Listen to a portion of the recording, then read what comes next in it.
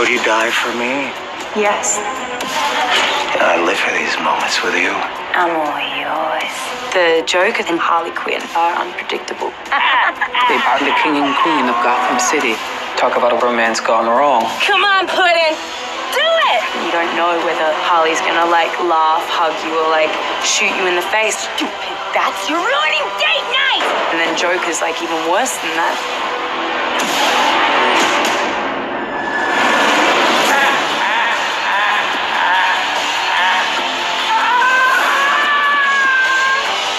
I think that the Joker is probably better known than the devil. Some might say that the Joker is the most famous bad guy in the DC universe. The trick was to be incredibly respectful of the legacy of the Joker and not tamper with that, yet at the same time reinvent the Joker. And Jared pulled that high wire act off. What? Oh, I'm not gonna kill you. I'm just gonna hurt you. Really, really bad.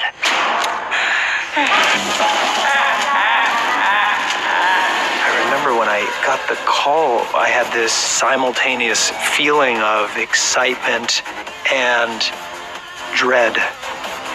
Maybe is the right word, because it's not something that you really should do. Logically, this role has been interpreted so beautifully. But then there's the other side. What else can you uncover? What other parts of this story, of this life, what can you do that hasn't been done? That side of me that likes exploration, that likes adventure, that likes to push the envelope, that was set on fire immediately. I knew that I was going to have to dive really deep and go to a place that I'd never gone before. Oh, this looks neat. So during the process of figuring out the Joker and helping Jared create that character, I kind of had to say goodbye to Jared. There was a point where he went away and he was replaced slowly and surely by the Joker. Are you kidding me? Some people just don't know when to die. And it was a fascinating process to watch. Jared's this really nice guy. He's a good guy. There's a lot of depth to him. He's a very thoughtful person. The Joker is not someone you would say is a really good guy. Oh, look at all you scary people. And because the character of the Joker is so out there, I mean, he's an anarchist. He's crazy. Jared's process of digging as deep as he did was one in which we wanted to support. Once he was on the set, his voice changed, and he only spoke as Mr. J. Conducted himself as Mr. J. You really couldn't connect with him unless you called him J, Mr. J, Joker. And, it creates an interesting set dynamic when somebody does that. Everybody gets to sit in the chair. Start with you. I would go into his trailer and have a conversation with him, and I remember the first time that happened, I was pausing because I realized I was actually having a conversation with Mr. J and not necessarily Jared. That's right. Welcome to my nightmare. I was in another world. I was in another universe. It's exactly where I needed to be, and it was an incredible experiment. Incredible exercise. So, disappearing, going into that rabbit hole was something I never expected.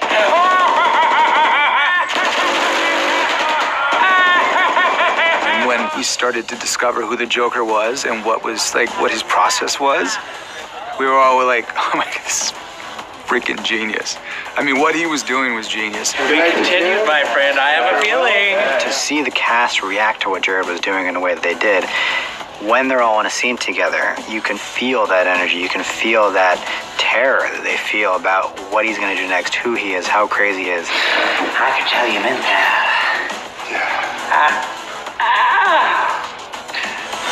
You're going to be my friend. I saw the Joker as a modern guy who lives in our world who has a lot in common with contemporary gangsters and is of that culture. I can't wait. This is going to be a lot of fun. When Jared came, the makeup and the hair was the first starting point, and that ended up leading the process with him. Free. Free, my man. Beautiful. Lamb chops.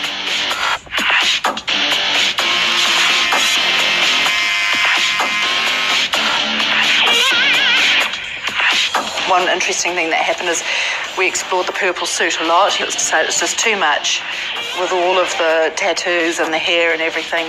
So we pared it right down, and really it was to give Jared room to let him play the character and be not overwhelmed with stuff. Are you sweet talking me? I love this guy. He's so intense. The interesting thing about this Joker, it's more like the comic books. You do see like a little more traditional look of the Joker.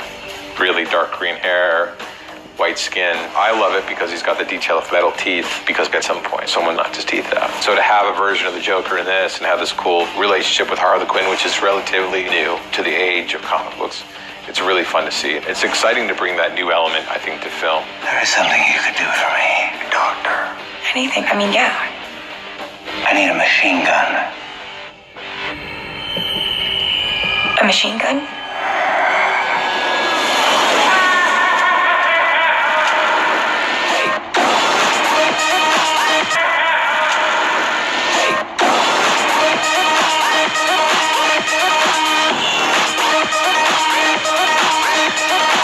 Harley is by far the most famous female villain in the DC universe. People have been waiting for Harley Quinn to hit the big screen. What? Harley Quinn's a new addition. Like only 5 or 6 years ago, she became a member of the Suicide Squad and really anchored that team in a brand new way. What a ride! Margot really settled into an incredibly difficult role. To be that spontaneous and be that humorous and be that soulful and be that powerful and tough, Margot worked very, very, very, very hard to get there. Boy, play with me. That is a whole lot of pretty and a whole lot of crazy. When I researched Harley Quinn and the origins of a Harlequin was always like to be like this mischievous little sidekick. And I thought it was important to keep that element that she always wants to be a sidekick to someone, but she's being really mischievous about it, and that's what she finds so fun. Harley Quinn, nice to meet you. Love your perfume. What is that? The scent of death? She seems nice. It was kind of cool because a lot of the other characters were obviously playing it like, I don't want to be here, I don't want to be with any of you guys, but for Harley, I played it that she was just like, yay, like first day of school, so many people to play with, this is gonna be great. Something tells me a whole lot of people are about to die. It was like walking into like a toy store and being like, what do I do first? I can mess with you, I can mess with you. Hey, if you like a girl, can you light her a cigarette with your pinky? Because that would be real classy. Her character, I mean, she's a complete psychopath in many ways. Yet there's something that like draws you in, right? She's a beautiful girl, but she's a very self-destructive individual. But she's she's just really interesting to watch. Hey, come on. What? I saw it move. See? I flinched. I think that was really important to definitely explore her flaws. And David is the guy that's going to delve deeper than anyone for those flaws.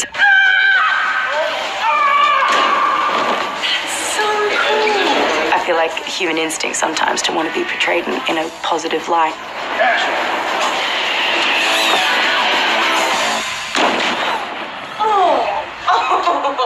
Now that's killer app. And David would always sway us the other way. He's like, no, if he's upset right now, you should say something mean to him right now, because that's what she would do. When I get mad, I lose control, you know. I don't know what I do till it's done. The kids? He killed them, didn't you? And so it was really painful at times. We're doing really emotional scenes, and you'd have a character, like Jay's character, or someone really pouring their heart and soul out, and David would come and whisper in my ear and be like, now's when you stab him. Own it. What do you think was gonna happen? Huh? Hey, Harley, come on. To really dig in and sting them when they were down, that was in her nature, and I couldn't avoid that. I had to explore that as much as I explored like the funny side to her. Well, they say about the crazy ones. Huh? The look is insane, and the hair and makeup was a real process. I mean, it was a 3-hour process every single day. We'd do the body paint, completely paint me white. Then there were 20 tattoos to put on, and a wig, and then the makeup, and then whatever cuts and bruises, Harley had acquired by that point in the film. So a 3-hour process. It was fun though. It's always like the best time to get into your character, and once you look like that, you kind of, I feel ready, like I feel like I'm Harley. Seriously, the hell's wrong with you people? We're bad guys. It's what we do. Harley Quinn is extremely fun to watch because you have no clue what she's going to do next. Come on, baby. She is an extremely emotional, complex character because she is a female Joker. She really is. I mean, the Joker created her. Harley! She's a strong character in her own right. She's not defined by the Joker anymore, even though they have a relationship, which I really love. Puddin', you got all dressed up for me? Oh, you know I'd do anything for you. By the way, I've got some grape soda on ice and a bearskin rug waiting.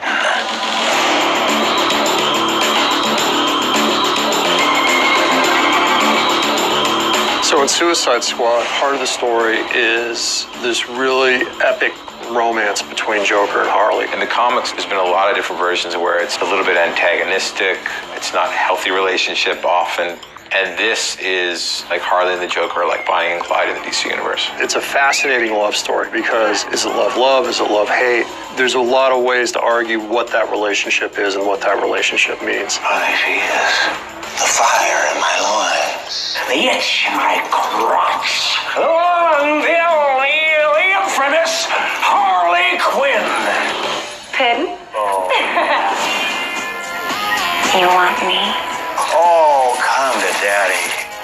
That relationship is so interesting. It's just so filled with turmoil, and it's one of those relationships where they're so attached to each other and it's so dark that they can't get enough of each other. He married me. It's the very Enough of each other. He married me. It's the very first time in a movie that I've ever been on where on day 2 of shooting on production, it was just Jared and Margot shooting that day.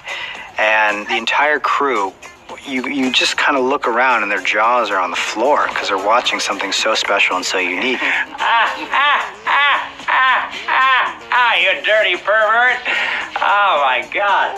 You people, what are you looking at? Shut up! It was like pure entertainment for the crew. Here we go. In action!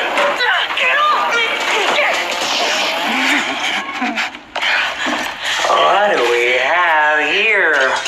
The Harley Joker stuff was so unpredictable. Like the squad stuff, we had done so much rehearsal and we needed to because it bonded us in a way that none of us ever expected would happen, obviously.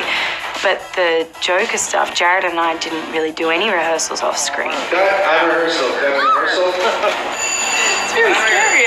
And it was perfect because then we would get in front of the camera and I didn't know what was going to happen and he didn't know what was going to happen. And I don't think anyone really knew what was going to happen. And that's why those scenes were so electric because they were so unpredictable. Okay, honey. It's me and you. Let's do it.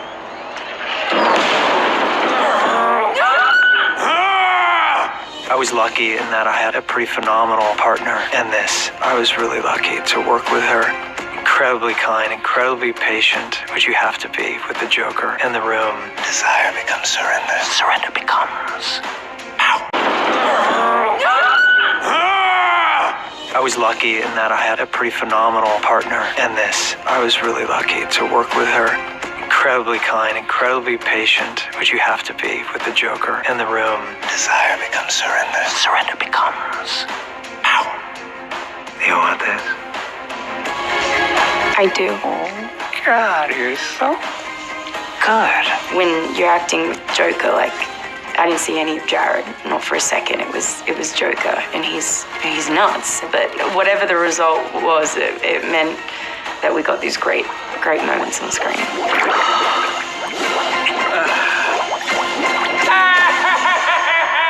No matter how far we delve, how many scenes we do, I just feel like I've only scratched the surface of Harley. Like it's just a character that's like a bottomless pit of like issues.